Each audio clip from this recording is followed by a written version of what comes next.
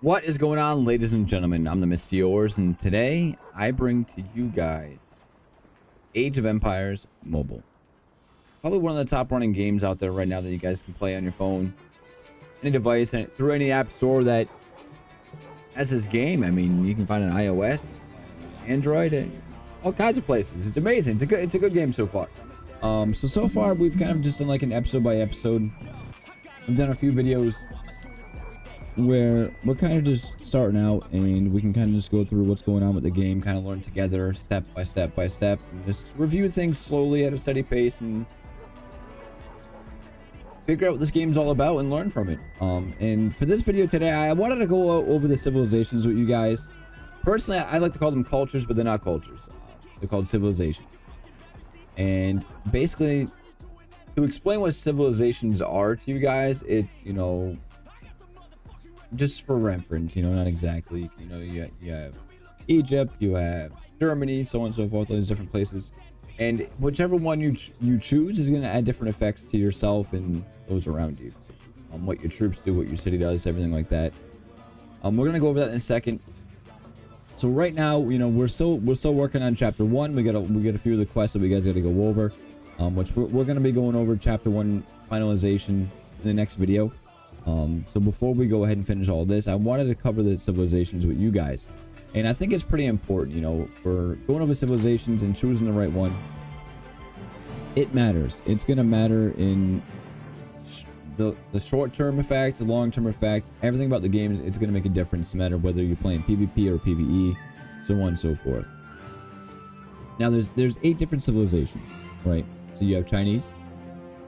Now, I'm going to botch these names, so don't make fun of me. You have Chinese, you have the French, Byzantines, you have the Romans, you have the British, you have the Egyptians, and then you also have the Japans and the Koreans. So each one of these is going to add a different effect to what your troops do, what the effects of your troops do, and how it affects your city, gathering, fighting, and all that fun stuff, right?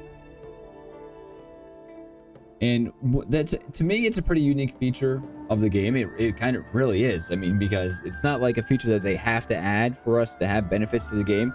It's something they chose to give us, and it's unique to the game, and I like that. So I kind of want to go over them one by one, just go over them with you guys, and maybe just kind of see what they will do for you and what you should choose starting out in the game too. You know, what's going to work best for you, what's going to work best for your play style, and that fun stuff. Right? So the first one we're looking at here is Chinese. Chinese architecture is characterized by its interlocking wooden brackets and unique eaves. Despite regional variations, the overall layouts, structures, and decorations reflect shared concepts. So I like the little backstory they give to it. And if you're going to be going for the civilization under Chinese, it's going to increase your archer's defense by 5%. Villager capacity plus 8. Walls durability plus 10.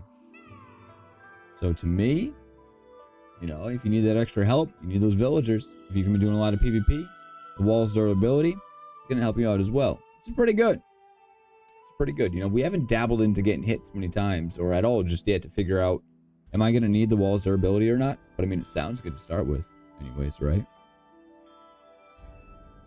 So next, we're going to be taking a look at the French. French architecture evolved from its Roman roots, incorporating elements of Gothic, Renaissance, and palace culture. This fusion created a distinctive and aesthetic that significantly impacted subsequent generations. I mean, the architect is definitely always pretty. You know, the French have a specific way of doing things, and it's very nice. So if you're going to be looking at the buffs for the French itself, it's cav defense plus 5%. Resource exchange rate is 5%.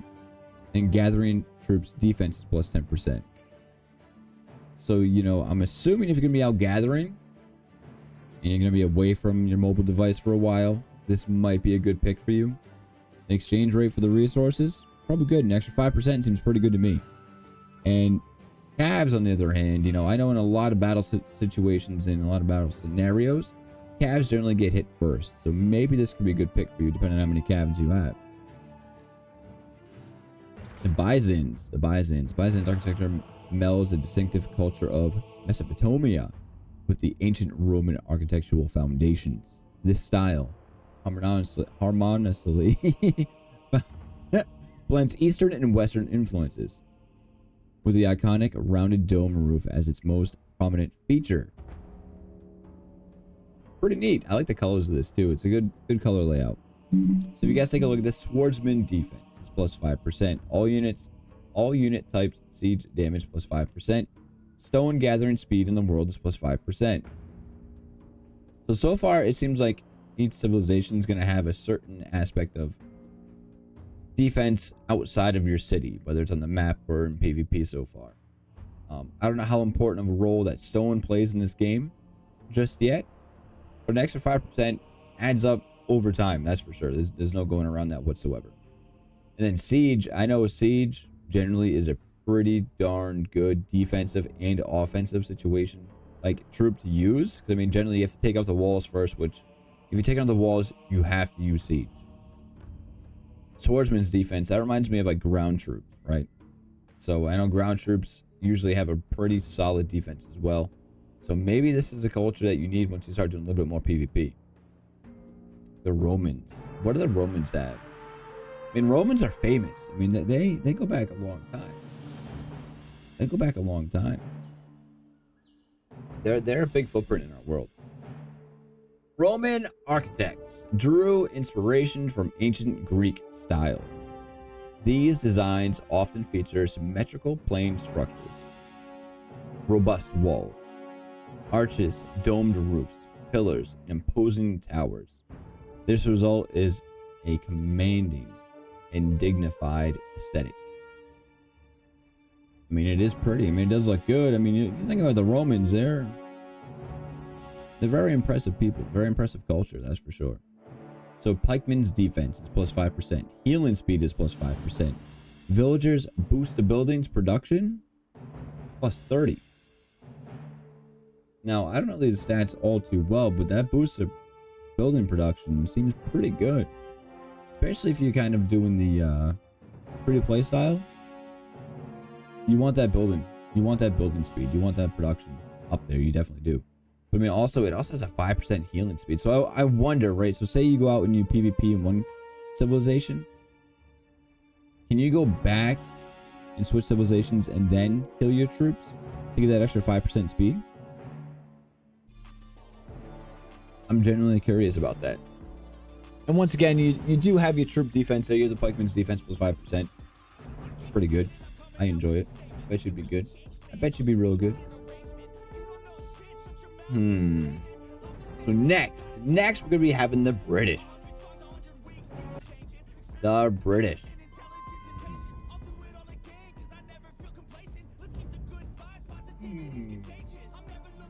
British architecture is renowned for its castles and fortresses, designed with the defense in mind.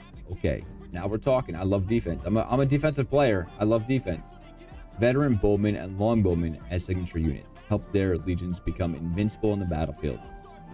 Ooh. All right, so archer defense goes up 5% right away, which generally in archers for me in these types of games, archers are like your third line of defense, but they play a pretty good role because it says archers defense isn't 5%. It doesn't say defending or just marching or anything like that. So that means overall archers, whether defending or on offense. So that can play a pretty big role, pretty crucial role for you.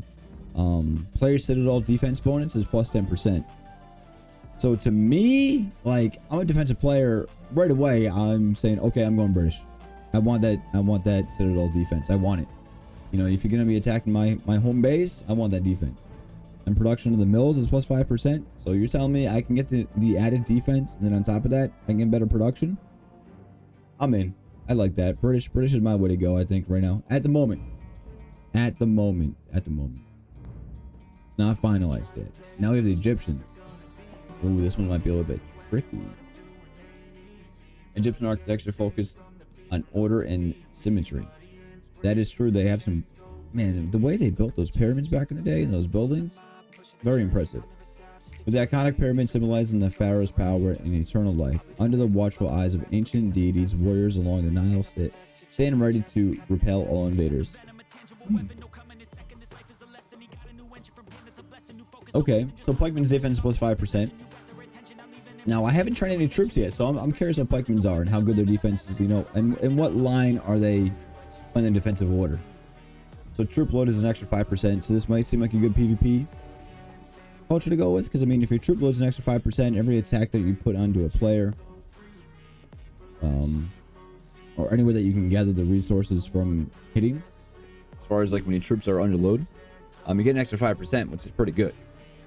Gathering troop unit loss prevention plus 5%. Okay, so yeah, all right. So I can see what they're doing here. So you know, you're out gathering.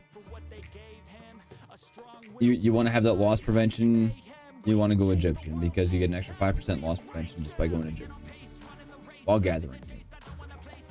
Could play an important role. Not too sure how important that 5% is going to play just yet, but a good little added bonus, I think. Now, this one I'm kind of looking forward to checking out right now because Japanese architecture blends seamlessly with nature, emphasizing balanced proportions and a natural look. Samurai dedicated to honor and virtue use their sharp swords to destroy all enemies. So, as we know, swordsmen can be samurais, which is going to be ground units. Swordsman's defense is 5%, usually just about generally. So, from my previous experience with similar games, they're going to be fourth in line for defense. Not too sure just yet with this one, but 5% the swordsman defense is generally pretty good because, from my experience of other scenarios, ground units or sword units, they typically have pretty high buffs to begin with. Attacking bonus against players citadel is 5%. Now that is pretty big when all your units are going to have an extra 5% going against enemy players. Attack against tribes in the world plus 10%. 10% right there. This seems like a pretty offensive keep. So, I mean, if you can be an offensive player, Japanese seems like kind of the way to go. I mean, that's pretty good. I don't know. I kind of want British for the defense and then Japanese for the offense at the moment. At the moment. That could change. Take a look at the Koreans. You never know. Okay. Traditional Korean architecture often uses wood and bracket structures, making them very stable. Their defensive warriors are like unbreakable shields, standing strong against any attack. So their cav defense, 5%.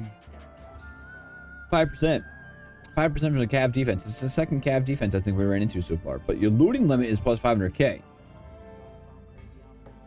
Okay. So you can loot pretty good with the Korean civilization. Resource storage protection rate. So I'm assuming, you know, if you like to gather outside the city or hit players for some resources, you want to go ahead and protect those resources. You want to, you know, in case you forget to protect yourself and whatnot. You know, sometimes you fall asleep, alarms don't go off, whatever the case may be. You can save an extra 10% by going with the Koreans for civilization.